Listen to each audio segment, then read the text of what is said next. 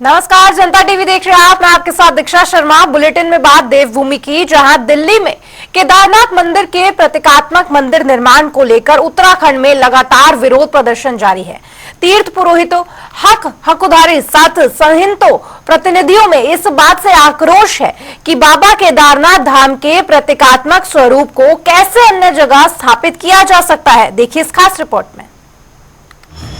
दिल्ली में बाबा केदारनाथ,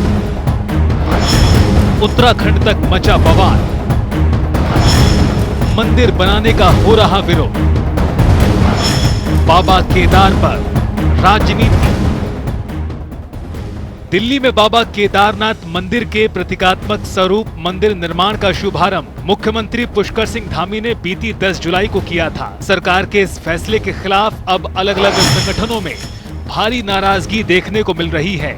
इधर कांग्रेस की माने तो कांग्रेस प्रदेश प्रवक्ता शीशपाल ने कहा है कि सरकार लाखों करोड़ हिंदुओं की आस्था के साथ न केवल खिलवाड़ कर रही है, बल्कि बाबा केदारनाथ का भी अपमान करने का काम किया जा रहा है।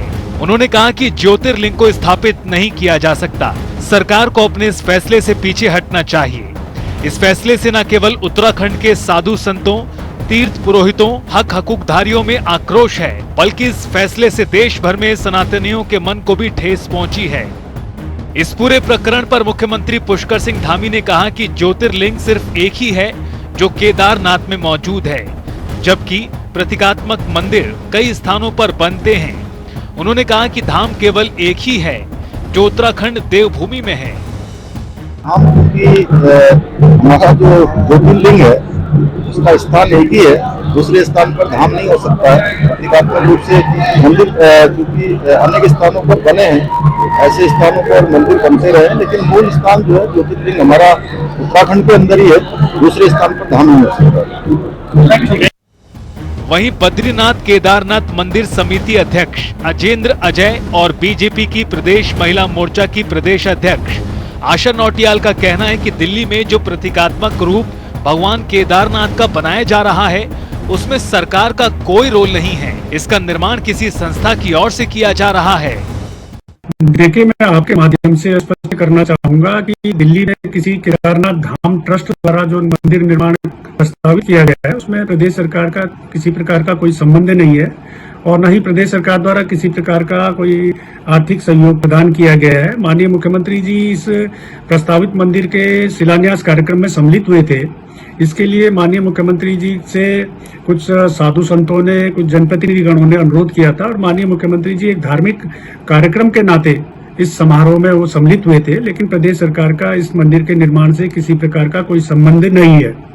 मैं आपके माध्यम से यह भी अवगत कराना चाहूंगा कि हमारे पास कतिपय ऐसी भी शिकायतें आई है कि कुछ व्यक्तियों द्वारा केदारनाथ अथवा बद्रीनाथ के नाम पे ट्रस्ट अथवा संस्थाएं गठित करके श्रद्धालुओं से दान चंदा एकत्र किया जा रहा है, धर्मशालाओं के निर्माण के नाम पे, हॉस्पिटल के निर्माण के नाम पे, मंदिरों के निर्माण के नाम पे।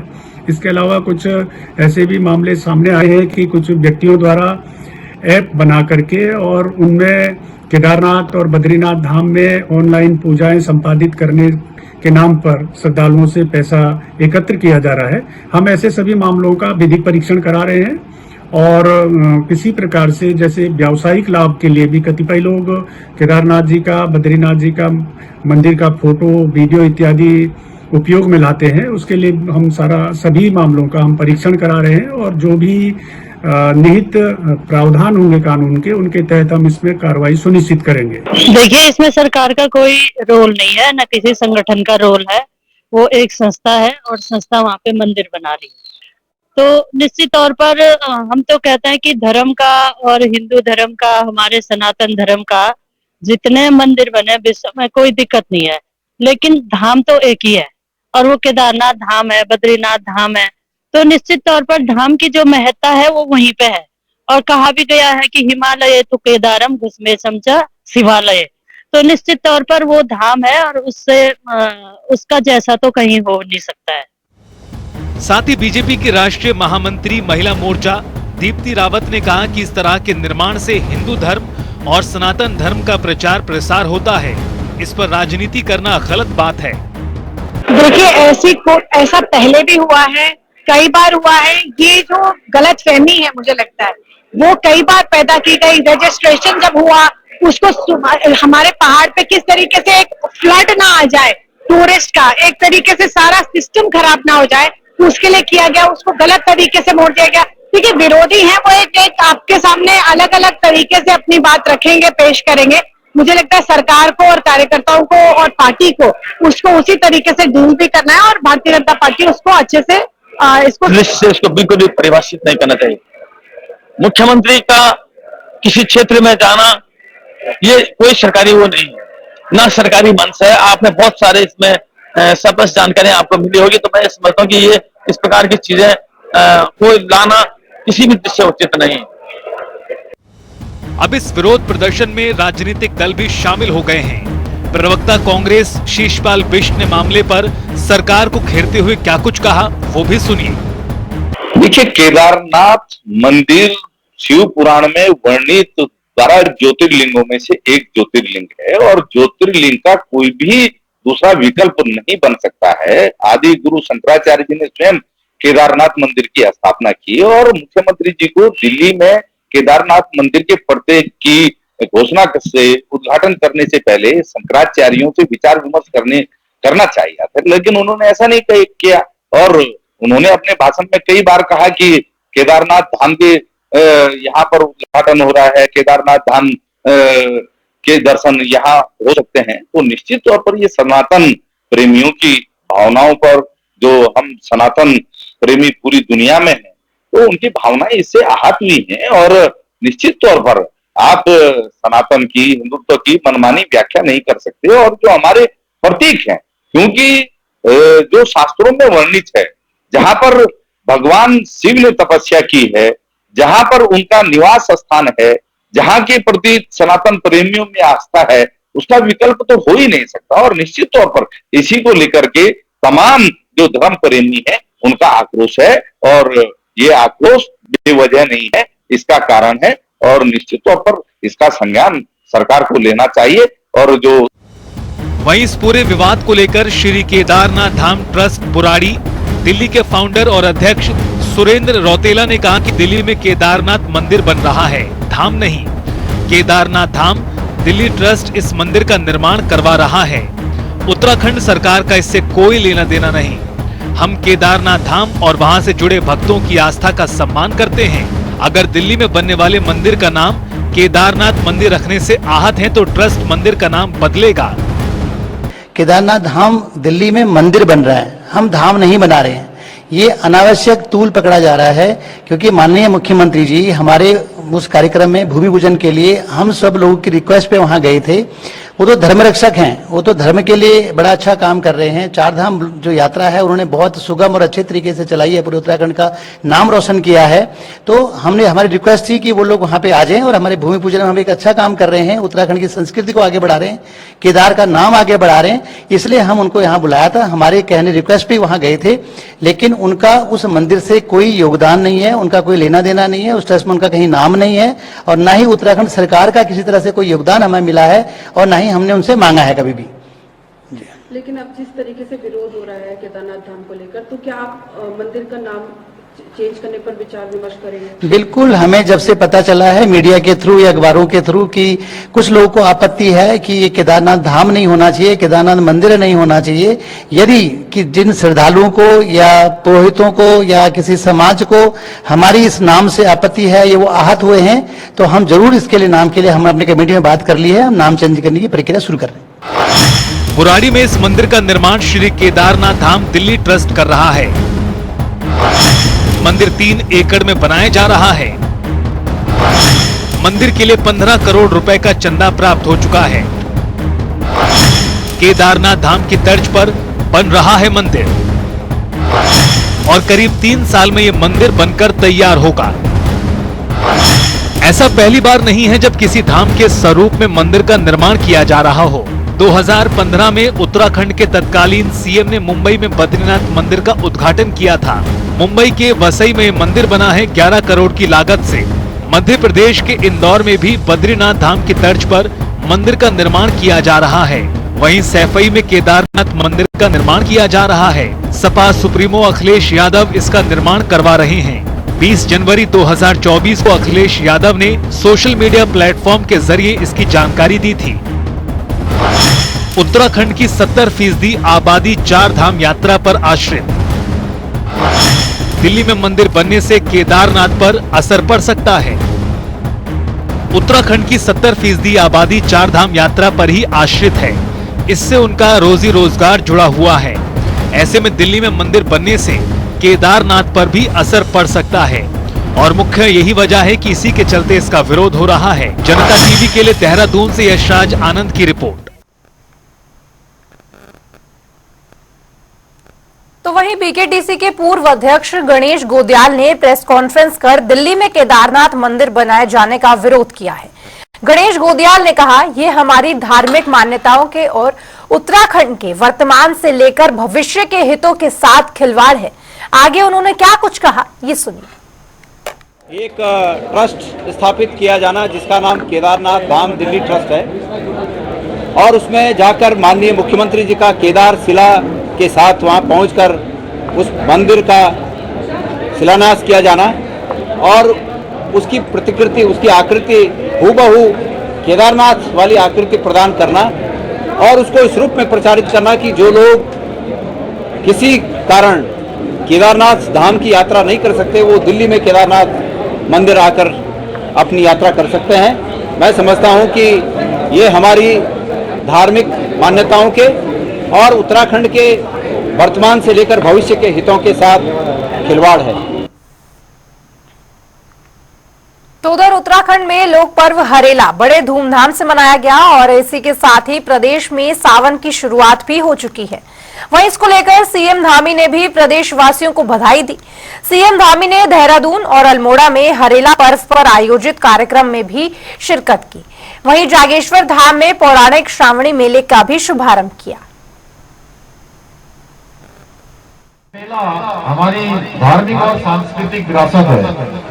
इस मेले में हमें भक्तों के देवाली देव भगवान शिव के प्रति समर्पण भावना और आस्था के साक्षात दर्शन होते हैं, साक्षात्कार होता है। मेले के दौरान भक्तों द्वारा जो उत्साह है, भक्ति भाव है, इस क्षेत्र की जो दिव्यता है उसको और बढ़ाने का काम करता है, उसमें चार चांद लगाने का काम करता है।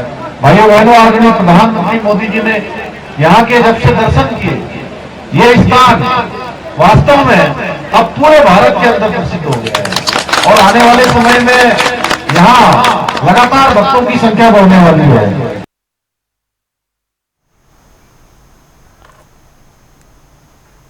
तो वहीं चमोली जिले में बद्रीनाथ राष्ट्रीय राजमार्ग पर भारी भूस्खलन के बाद यातायात अवरुद्ध हो गया है। वहीं भूस्खलन के कारण यात्रा में तीर्थ यात्रियों की भारी कमी देखने को मिली है, जिससे व्यापारियों का व्यापार काफी प्रभावित हुआ है। देखिए खास रिपोर्ट। चमोली जिले में बद्रीनाथ राष्ट्रीय राजमार्ग पर भारी भूस्खलन के बाद यातायात अवरुद्ध हो गया है। इससे पहले कल सुबह जोशीमठ के पास भूस्खलन के कारण बद्रीनाथ राष्ट्रीय राजमार्ग अवरुद्ध हो गया था, जिसके बाद बद्रीनाथ यात्रा रोक दी गई थी। वहीं भूस्खलन के कारण यात्रा में तीर्थयात्रियों की भारी कमी देखने को मिली है, जिससे व्यापारियों का व्यापार काफी प्रभावित हुआ है। मेरा नाम कल्पेश्वरी भट्ट है। कहाँ से आए हो? मैं गुजरात से, अहमदाबाद से आई हूँ। पहली वजह लैंडस्लाइड है और सब पब्लिक डर गई है। पहले इधर इतनी सारी पब्लिक होती थी, 5 किलोमीटर तक नंबर नहीं आता था दर्शन करने के लिए। फिर धंधे पे भी असर पड़ती है, मंदिर में भी कोई जा नहीं सकता। जब भी आए वो जहाँ ठहरे वही ठहरे, लैंडस्लाइड की वजह से। आपको भी दिक्कत हुई? हाँ, थोड़ी हुई थी। हम पहले निकले थे, अभी 10 दिन से रुके हैं इधर। लेकिन दर्शन आराम से हो रहे होंगे, लेकिन व्यापार पे साफ तौर से असर? व्यापार पे तो बहुत असर हुआ है, क्योंकि पब्लिक आती नहीं है, व्यापार धंधा होता नहीं है। वैसे के वैसे बैठे रहे, हम क्या करें धंधा। हाँ, अक्टूबर में सितंबर में ज्यादा भीड़ होती है और स्टार्टिंग में भी ज्यादा होती है। अभी बीच में क्या है, ये गिरती है ना बारिश, तो ये लैंडस्लाइड बहुत होती है, तो पब्लिक फिर वहाँ रुकी रहती है। बिजली भी कट गई, नेटवर्क भी नहीं, सब मोबाइल बंद, सब बंद, बहुत परेशान हुई रहे थे। हमारे यहाँ पंचधातु की मूर्तियों की, रुद्राक्ष की, हर चीज की माला वगैरह सब चीज की दुकान है, बिल्कुल मंदिर के सामने विजय लक्ष्मी स्टोर के साथ। शुरू में बरसात के मौसम में हर साल दिक्कत रहती है वैसे यहाँ पे, तो जिससे थोड़ा बहुत यात्री डर भी जाता है, आ नहीं पाता है नीचे से, और थोड़ा देख के ज्यादा घबरा जाता है, तो उससे घबराने की जरूरत नहीं है। यहाँ पे रास्ते खुल चुके हैं, अब आ सकते हैं, सब यात्री चल पा रहा है। अब यहाँ पे नॉर्मल दुकानें खुल चुकी हैं, खुली हुई हैं, बट यात्री डरा हुआ है थोड़ा सा, तो अब डरने की जरूरत नहीं है। बहुत ज्यादा नुकसान होता है, जो यहाँ के लोकल हैं, जो लोकल व्यापारी हैं, उन्हें बहुत ज्यादा नुकसान होता है, यात्री नहीं आ पाते हैं तो, क्योंकि हमारा 6 महीने का काम होता है और 6 महीने खुलता है, तो उस वजह से काफी दिक्कत होती है। पूरा साल चलाना होता है, घर चलाना होता है, छोटे छोटे घर होते हैं, छोटे छोटे बच्चे होते हैं, स्कूल है, कॉलेज है, हर चीज की फीस जमा करनी होती है, उस वजह से बहुत ज्यादा दिक्कत हो पाती है। तो क्या अपील करना चाहेंगे? यात्रियों से अपील है, रोज आए, यहाँ पे सब ठीक है, अच्छे से मंदिर खुलता है, रोज सुबह शाम पूजा होती है, और आना जाने का बसों का भी यहाँ पे है, टैक्सी का भी यहाँ पे है, हरिद्वार से सीधी बस यहाँ पे आती है, तो आए और दर्शन करें, नॉर्मल दर्शन हो जाए सुबह शाम। जोशीमठ की जो लैंडस्लाइड हुई, दुर्भाग्यवश मैं भी उसमें था, मैं नीचे जा रहा था और 2 दिन मैंने भी वहां स्टे किया, तो इतनी बुरी हालत थी कि लोग खेतों में सोए हुए थे, और ये इफेक्ट पड़ा करीब करीब 7 दिन का, 7 डेज। तो जो लोग, मैं भी वापस आया हूं जोशीमठ से, और मेरी भी जैसे अब नीचे जाने की इच्छा अभी नहीं है, मैं काफी लॉन्ग टाइम के बाद नीचे जाऊंगा। ठीक इसी प्रकार से जो नीचे से ऊपर यात्री आ रहा था, उसको भी वही परेशानी हुई जो जाने वालों को भी। तो मैक्सिमम आदमी, ये मान के चलिए आपकी 95% आदमी तो वहां से नीचे चला गया, और अखबार में, टीवी में, मीडिया में ये इतना ज्यादा पॉपुलर हो गया कि वहां से नीचे से सारी बुकिंग कैंसिल हो रही हैं। अब मैं आपको बता दूं कि मेरी 2 तारीख अगस्त से एक भागवत थी मेरे पास रेजिडेंशियल पोर्शन भी है, तो इस लैंडस्लाइड की वजह से वो भागवत कैंसिल हो गई। ऐसी ही पता नहीं कितनी भागवतें या कितने ही यात्रियों ने अपने प्रोग्राम कैंसिल कर दिए हैं, और पर डे के हिसाब से मेरे पास में 1-2 फोन रोज आते हैं जिनका प्रोग्राम निश्चित था और वो अब यहाँ पर नहीं आ रहे हैं। तो इस लैंडस्लाइड से यहाँ के जो व्यापारी हैं, चाहे होटल हो, चाहे लॉज हो, चाहे धर्मशाला हो, चाहे किसी भी चीज का व्यापार हो, सब के सब बहुत ज्यादा प्रभावित हो चुके हैं। अगर मैं विगत वर्षों की बात करूं या नेक्स्ट ईयर की बात करूं आपसे जो चला गया, तो 15 तारीख जुलाई तक बहुत ही बेहतरीन सीजन चल रहा था। अगर आप इसकी तुलना में तुलना करूं मैं, तो कम से कम 80% अच्छा यात्री था जो आज आप देख पा रहे हैं। तो बहुत ज्यादा प्रभावित हुआ है इस लैंडस्लाइड से, और हो सकता है कि भविष्य में भी ऐसा हो। जी, मैं विनोद नवानी और पूर्व में यहाँ पे श्री बद्रीनाथ धाम का व्यापार मंडल का अध्यक्ष हूँ, और इस समय जो है प्रदेश का अध्यक्ष हूँ व्यापारी सुरक्षा संगठन का। इस समय पूरा प्रदेश का नेतृत्व मेरे। जी, व्यापार को इस पर बहुत दुष्प्रभाव पड़ा फर्क, क्योंकि इस समय लैंडस्लाइड जो हुई, इसमें आदमी का अंदर पूरा भय व्यापक हो गया है, और पूरी पहाड़ी जगह जगह से हिली हुई है, और इससे जो है इससे व्यापार समय आधा से एकदम आधा हो गया। जबकि पिछली बार पूरे जो है जुलाई के महीने और अगस्त 15 तक बहुत बढ़िया यात्रा चली थी, और इस समय जो लैंडस्लाइड की वजह से और कुछ सरकार के प्रतिबंध की वजह से भी यात्रा में बहुत फर्क पड़ा है, जो कि यात्रा इस समय रोक दी गई है जगह जगह से। तो इसलिए इससे व्यापार चौपट हो गया है यहाँ पे। हमारा सारा भारतवर्ष में संदेश ये है कि इस तरह यात्रा सुचारू है, आराम से आप लोग आइए, और इस तरह पूरे रास्ते क्लियर हो चुके हैं, कहीं पे भी कोई लैंडस्लाइड नहीं है, और श्रद्धालु लोग आराम से दर्शन कर सकते हैं। सबका यहाँ पर आभार और धन्यवाद है।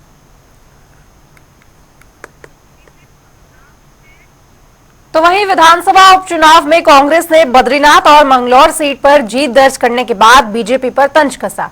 कहा कि दोनों विधानसभा सीटों पर बाहरी कैडर को मैदान में उतारा, यही वजह रही कि बीजेपी को उपचुनाव में हार का मुंह देखना पड़ा, जिस पर बीजेपी ने भी पलटवार किया और कहा कि हालांकि उपचुनाव की 2 सीटों पर भाजपा हारी है, लेकिन प्रदेश की जनता ने 5 लोकसभा सीटों पर बीजेपी को ही विजय दिलाई है।